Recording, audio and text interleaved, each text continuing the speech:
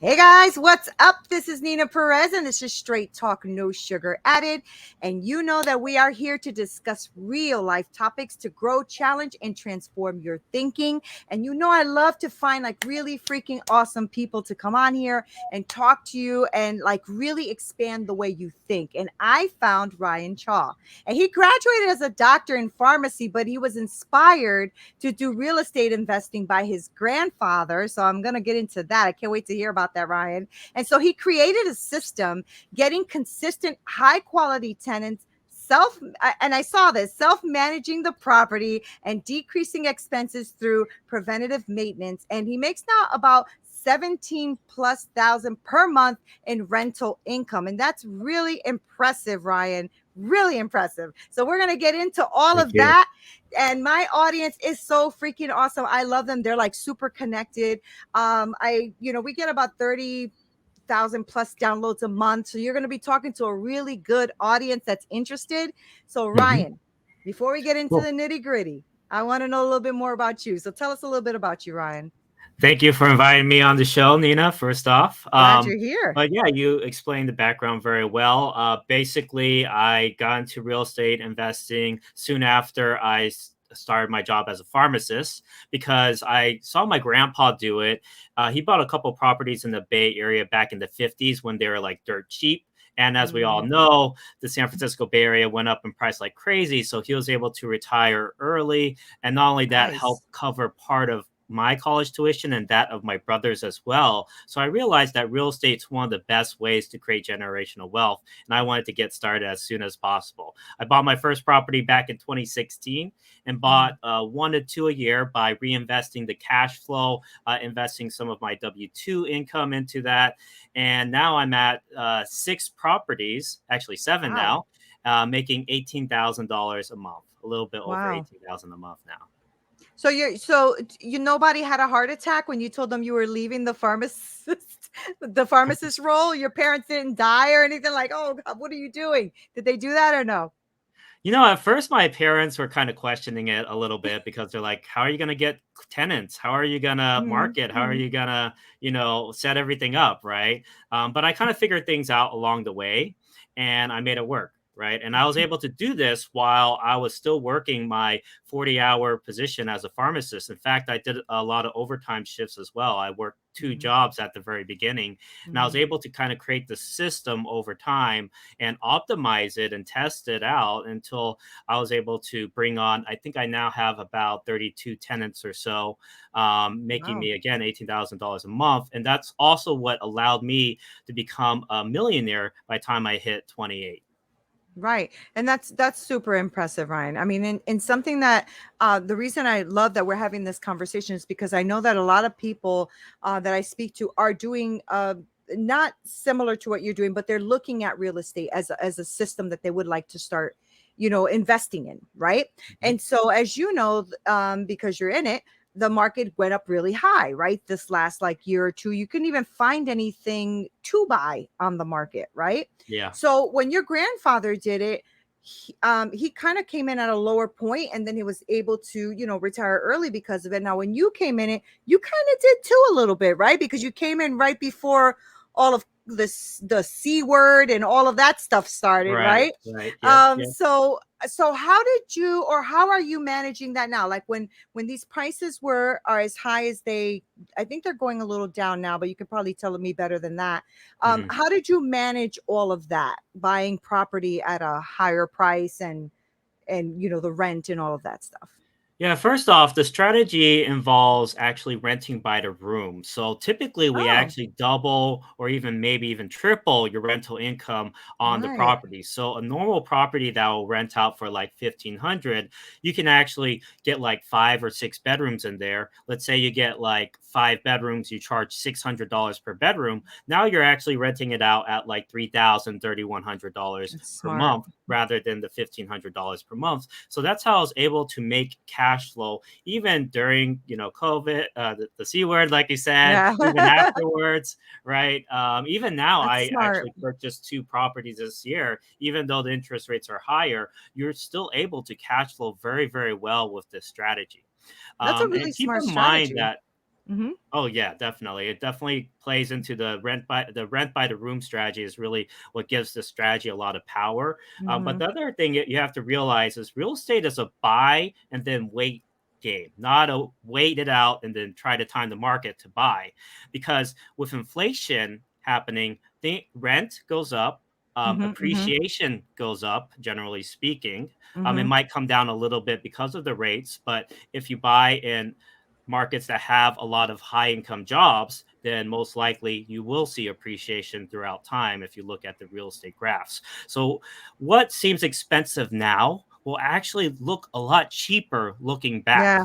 Yeah. Right. I used to think a $260,000 house in Central California was super expensive. Now I'm looking at the houses and they're like 400,000, right? Right. The And I'm same like, wow, I house. got it at a cheap rate. But back then Yeah. it actually looked expensive to me. And I was like, why Yeah. am I paying so much for a property? Right. Right. But you have to realize with inflation, let's say inflation is at 5%. 10 years down the road, that means the dollar is going to be 50% cheaper. So Mm-hmm. this, $500,000 house you're looking at looks actually like a $250,000 house in 10 years time, if Right. that makes sense. Right. Yeah. Yeah. Yeah. It does. And so let's talk about your strategy a little bit, because that sounds to me like you're going to be around places that have a lot of like colleges or things like that, right? Because where else would you really rent by the room? So tell me a little bit about that. Yeah, exactly. So I started out renting in college towns, and I That makes actually sense. choose high-end colleges, usually ones that have a pretty high GPA requirement. Well, you have to be well-rounded, and you have Hmm. to be very serious about your academics. Usually, I choose colleges that also have a lot of grad programs, such as pharmacy, dental school, MD, So good. JD, engineering.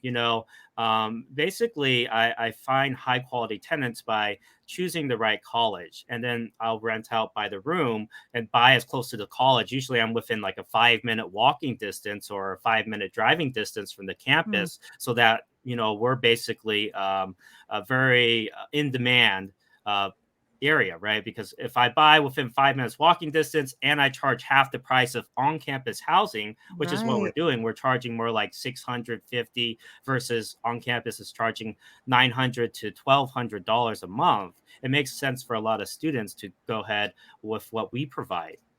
Right. That's really, really, really, really smart, Ryan. Really smart.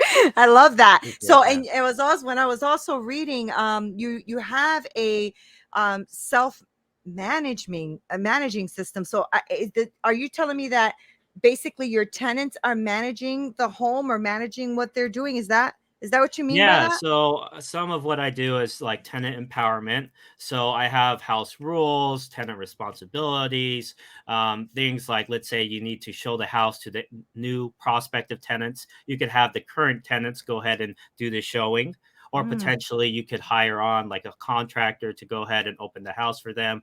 There's a lot of ways to make sure that this is all hands off. There's also software out there like Tenant Cloud and Rent Ready are just a few examples, where you can basically manage all the rent collection through the software, all the lease oh, signing. If there's a repair request, they can input it into the software app or the phone app or the software, and then it'll send a request to your contractor to get the work done. And then, of course, the contractor can let themselves in with the lockbox code. But basically, mhm, everything can be mhm. automated if you do it correctly. So when you have the tenants coming to stay in these rooms, it sounds to me it would just be during the school sessions, right? The school time. So does or do they rent throughout the year and just stay there? How do you work that out? Yeah, that's a great question. So there's fall semester, spring semester, and summer semester typically. So Hmm. usually what I do is I'll buy and then I'll rent out starting one of those semesters. So if I buy in like April, for instance, I'll probably rent out summer semester, starting summer semester. And what I Hmm. want to do is get everyone on an August to August lease eventually. Got So it. all my leases right now are 1 year leases from like mid August of this year to mid August of next year. Got it. The reason why I do that, and they can always sublease it during the time they're not there. So usually it's like fall, spring, they'll be there. Sometimes they'll do summer sessions as well, or they'll Hmm, hmm. basically find a subletter who's going to summer school who needs a cheap place to stay. And so that's kind of how I do it. I'll basically do a lease until July 31st, and then after that, it's August to August. Got it. Really, really smart. So now, when you have these great places near these colleges, are you going across the U.S.? Are you staying only in California? Like, how are you working that out? Because tenants sometimes be a pain in the neck, right? Even though you're trying to find like the best tenants, tenants Right, can be right. difficult, right? Renting can be it could be, you have to want to be somebody who rents, is what I'm trying to say. So, do you rent throughout the country, or just in one location, or how are you working that? So actually, I do like California a lot because you can still get a lot of cash flow in here if you do this method. Mm-hmm. Usually, the traditional method of just renting out the whole house is harder to get cash flow. But Mm-hmm. California has a ton of appreciation. Over the last 5 years, my house has appreciated about $50,000 per house per year. Um, and but I'm also expanding to out of state as well, because out of state usually has more of that cash flow. If you're looking for more like maybe a net cash flow of 2,000 a month or $2,500 a month, that's when it makes sense to go out of state. Okay. So I do have six in California, and then I have one in Alabama, and then I'm also in contract on a house in Ohio as well. That one I'm excited about. It's actually we're getting it for 210,000, and we're going to be renting it out for 3,900 a month to students, to six students. And one thing I would say actually. Since you're asking about out of state, is you do want to make sure you follow the local ordinances. So the first Mm. step that I take is I always call the planning department or the planning division and ask them, hey, can I provide student housing? Are there any restrictions on unrelated tenants or unrelated occupants? And so Oh, once you okay. make sure that's okay, then yeah, you can go ahead and do that. But yeah, the latest deal, super excited. We'll probably get $2,300 per month in net cash flow, because again, the Mm. house was like is we're buying it for 210,000, and then we're renting it out for 3,900 a month. Right. That's fantastic. Now, do you have like a management team or something that helps you kind of manage all of these places? Because that's a Yeah. lot for So, one human.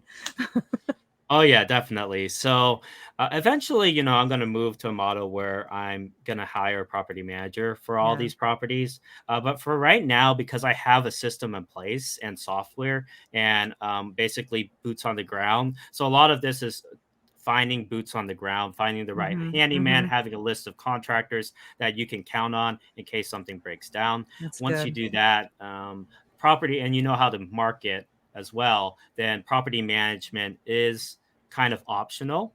Hmm. But again, it depends on how hands-on you want to be as well. But I've Yeah. I've been able to do this while working 4 days a week as a pharmacist. And when I started, I was working 40 hours a week. Right. So tell me a little bit about your system then, because what you're saying makes it just makes a lot of sense. And I know that people are probably listening right now and thinking, how do I do this? Right? How do I get into this? Because a lot of people, as you know, there's a lot right now, especially on advertising. Right? There's a lot of things with doing like Airbnbs Airbnb, and things yeah. like that. Right? And Mhm. this is a little different. This is more niched, right? And so but it's smart, it's really smart, and I love the strategy that you're using with going to these more prestigious higher end colleges, right? Because well, we also know that the money's also there too, right? Because they're paying to get into these schools. So that's really strategic. So tell me a little bit about your program, and what, like, somebody who's listening right now that may be very interested in this, how do they get started, and what does that look like? You don't have to give me like every step by step, but I do want the gist of what this program does. Yeah, so it's really important you start with determining the market demand first. So, determining market demand is actually relatively simple, believe it or not. Or not, you just have to contact the people who are interested in renting at your place. So, talking Mhm. to students, talking to landlords in the area, maybe apartments, calling up apartments, seeing how fast they got booked up. Right? Maybe you Mm. call the apartment, they'll say, "Oh yeah, we've been booked up with students since May." That means there's probably a lot of demand in that area, right? Also college Smart. student housing, asking them a few questions. So we basically start off with determining the market demand in your area, or if not in your area, we'll look at several cities around your area, or if you're interested in investing out of state, we can explore that as well. It's all customizable. Um, the next thing we do is obviously start looking at actual deals. So calculating the ROI on that, and we'll use a deal analysis calculator to go make sure we have a high cash on cash return and a high Mm-hmm. cap rate, all those measures of return on investment. And then from there, we basically put an offer on a property, negotiate it, do some marketing. So I'll show you how to market on Facebook groups as well as Craigslist, Loop. There's a lot of resources out there to market your property. And I'll show you how to kind of walk the tenant through basically the rental application all the way to the end where they sign a lease. And then from there, you have signed leases. You just have to set up the renovations with the contractors. And after that, it's just management work.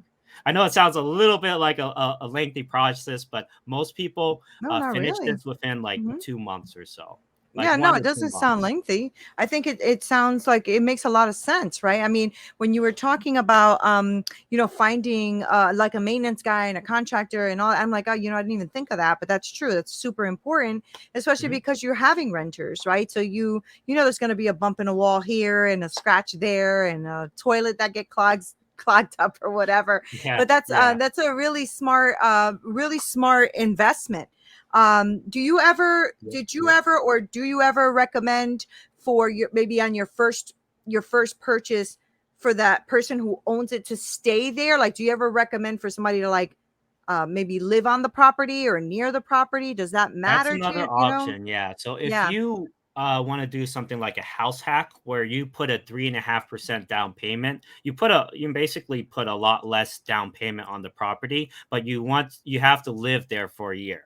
And Okay. you can do this for like a duplex where you live in one unit and then you rent out the other. So a lot of Mm, people, like in LA, for instance, they'll go ahead and do that because they save a lot of money instead of paying like $1,500 in rent. They instead buy the property for 3.5% down so they can afford it. And then they'll rent out the other part, which will smart. basically pay for their housing for where they're staying then. Hmm. So And then yeah, you that could that live in investment it. is for You the. could live out. Oh, That's sorry. Go ahead. smart, right? No, no, I was going to say that's smart, because when you do that and you do that hack for the first one, then you're going to get the income that you need to go ahead and purchase that second one, right? And the third Yeah, one and exactly. It so really on. Yeah. snowballs from there. Yeah. Yeah. Yeah. Basically, the first house is always the hardest. Hmm. And after that, you kind of already created the system. So you just have to copy it for the two, Hmm. three, four, five, six, seven, eight houses, Yeah. So however many you want. how long is your system? How long is So the system? it typically takes about a month and a half to 3 months or so That's not to go bad. from identifying a deal, identifying market demand, to identifying the deal, to getting the place fully occupied with tenants. Wow. That's not bad at all. That's not bad at all. Right. And I know that, I don't know how the market is right now, but I know for a while the market was pretty tough. I don't know what it's like now, but when you would look at a property, you almost had to make the decision on the spot.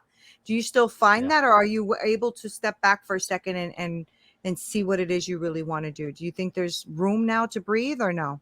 Oh yeah, definitely. If you're a buyer, this is like a really good time to buy.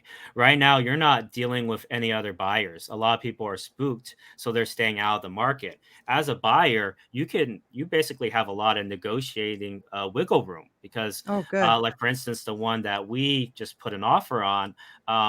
If they were asking for 225,000, we got it down to 210,000 right away, and then we also got another $6,000 towards closing costs. So Awesome. that's almost what 15 plus 6, that's almost $21,000 discount. So as a buyer, you have the advantage in this market because people are afraid with the high interest rates they can't afford to buy a property, or they're just worried about where the market's going to go, right? Hmm. So you Hmm. have a lot less people competing versus Hmm. back during 2021 or whatever. People were putting offers in for like 100,000 over asking, they're paying Right. cash, all that type of stuff. This is a totally different market. So if you're looking to get into real estate, this is actually a good time if you're a buyer. for That's sure. great. And Mhm. that's good to hear, right? That's good to hear from somebody who is buying property, because there's a lot of people who do want to buy, and they've been hesitant. Like you said, a lot of people are a little bit hesitant right now. So Mhm. maybe this is the time, right? If you're hesitating, other people are too. So that's really smart. So let me ask you this. Do you have like a certain criteria? I know you do the near the colleges and stuff, but do you also look at how many rooms you actually want to manage? Like, do you look at a house that's 6 bedrooms, 4 bedrooms, 3 bedrooms? Like when you're doing it, Ryan, you've been in the game for a little while now. You have a few properties, but if Mhm. you're somebody who's new, like if I wanted to buy, what Mhm. do you think is a good handle in the beginning? Yeah, so there's a couple metrics you'll want to look at. The first one is the location. That's Hmm. like everyone says in real estate, location, location, Right, location. That's the one thing you can't change, right? right. You can't pick up your house and move it like 2 miles down the road, and that's a better neighborhood or whatever. You can't do that. So the first thing you want to do is make sure you buy in a safe neighborhood that's also very close to the school. So if I can get within like a walking distance to campus, within like a Yeah, it's 10-minute good. walking distance, that's Hmm. always going to be a high in demand property. I'm always going to have tenants. Depending again on after we do the market research, do we determine there's demand. The second thing you want to do is actually buy a house with pretty large square footage. So I basically have this rule where I divide by 300, and that's how many bedrooms I can have. So 1200 Okay, divided by 300, 1200 square foot house means I could get 4 bedrooms in there, because 1200 divided by 300 is 4. right. 1500 square foot house can typically get 5 bedrooms, because 1500 divided by 300 is 5, and so on and so forth. So I try to buy larger houses so I can get to 5, 6, maybe Okay. 7 bedrooms, right? Hmm. Hmm. And again, you do want to also check again with your planning division to make sure that's okay. But if they're okay with 6, 7 unrelated tenants, then yeah, I would target those types of houses. So those Okay, are and the those two biggest criteria for sure. and when you think about the criteria that way, do you give them, or as you're building your house out, right? So 1,500 square feet, 5 bedrooms. Do you think Mhm. of the other aspects as well? Like, should you have a good kitchen area for them? Should you have multiple sets of bathrooms? Does each room get a bathroom? Like, how do you work that out in your math in your Yeah, head? that's a great question. So for the bathroom question, we'll start with that. You want to have at least the max of 3 bedrooms to one bathroom. So three Okay. tenants to one bathroom. So if you Hmm. have two shared bathrooms, the max you should have is six 6 bedrooms, rooms. because Got it. three per bathroom, right? The other thing is, for college students, they're used to the dormitory life where they're bunking with somebody else. They have like one huge like common shared bathroom already, right? And they don't even have a kitchen, or they don't even have a living room, right?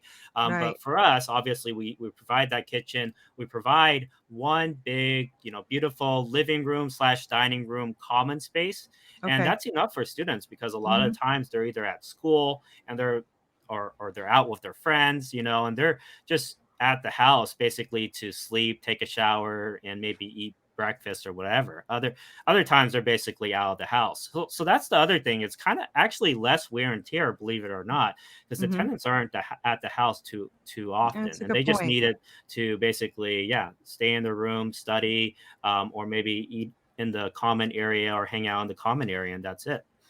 That's true. I didn't think of that. That's very, very Yeah. true. Unless they're having a party, Ryan. Unless they're having a Yeah, party. exactly, and I try to disincentivize that, obviously. So, if Right. you have, like, a family room, a living room, a office room, a bonus room, a library, whatever, basically, I only need 1, right? Right. 1 for living/dining, so the others could potentially become bedrooms. So I had Right. several houses where, to basically make a 5th bedroom, all I had to do was put furniture in the family room and maybe Mm-hmm. put a door Mm-hmm. up or something like that. Very Mm-hmm. simple.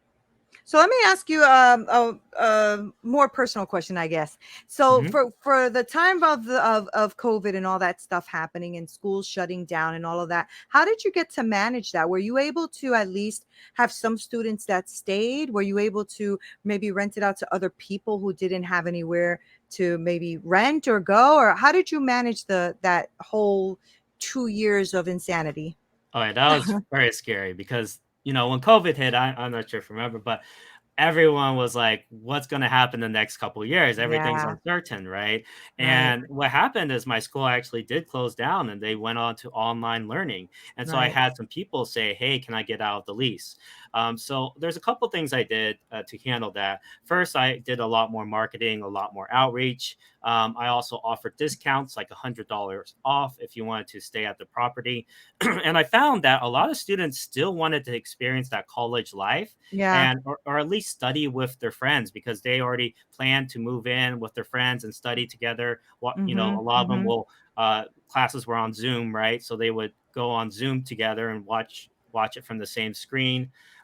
So a lot of kids, they wanted to get away from their parents' house from maybe it was too chaotic and Yeah. they needed some space to hunker down and study and focus on their learning and getting their degree and That's a good everything like point. that. So Mm-hmm. I actually was able to be fully occupied during that time. I had 23 Wow. tenants. I was able to, get all 23 rooms filled.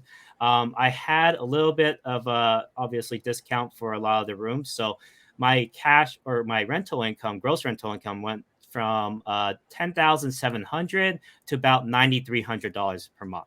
Oh, But still good.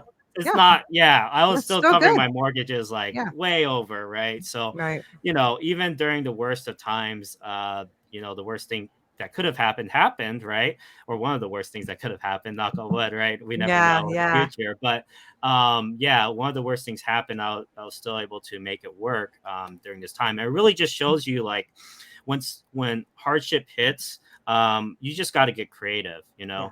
when you have all that fear and stuff, you don't give into that fear. You basically focus on what can you do to Mm-hmm. make Mm-hmm. things work. And Mm-hmm. surprise, surprise, I was able to get all the rooms filled. That's amazing. That's a really good testimony of, really working hard, right? Putting your thought process into what you want to do, and really, like, that was really, really smart, because it's true. Like, as you mentioned, I'm like, that's true. A lot of these kids did not want to be stuck in the house with their parents 24/7. That is Yep. tough, Yeah. so that's really impressive too, that you kept all the rooms filled. That's awesome. Yeah. So I'm Definitely glad. scary at the time. Yeah. Oh, yeah. I'm sure it was. I mean, it was scary for a lot of people, right? I mean, it's all of us, right? We're all in the same boat, literally together. Right. I know that what you have to offer just sounds really, really tempting. I know a lot of people are now listening and saying, "Oh my gosh, this is so smart," because it is really smart. And when you think about that, there's so much they can do. There's a lot of good colleges out there, right? There's a Yep. lot of good Yep. ones. So there's still Oh a yeah. lot of room Thousands. to play, a lot of room to play. So Yep. Ryan, before we close up here, I do want to know how people can contact you, though, because I'm sure they're going to. So let us know how they contact you, how they can work with you, all that great stuff.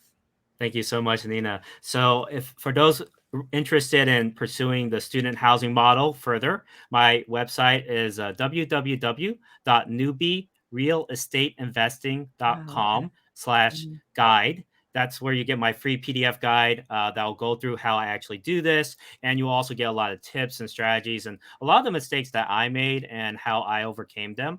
Again, it's www.newbierealestaiteinvesting.com/guide. And newbie is spelled NEWBIE. That's the best way to contact me. That's awesome. That's really, really great. Ryan, thank you for coming on here and sharing this. I never heard this strategy before. I love having new things to give to my audience. I really appreciate your time and you coming on here. Thank you so much. Thank you. Oh yeah, and thank you so much Awesome. too for inviting me on the show. I had a I great love it. time as well. Good. Great. I love it. Guys, you heard him. This is really smart, like really smart. So you guys need to go ahead and hook up with Ryan. I'm going to make sure to put all of his information below. As you guys know, I like to bring things on here that's going to really expand the way you think. I wanted to give a quick shout out to all of you and say thank you for the 30,000 plus downloads that you have given me this month. You guys are amazing. I love you so much. This is Neena Perez, Straight Talk, no sugar added. Until next time.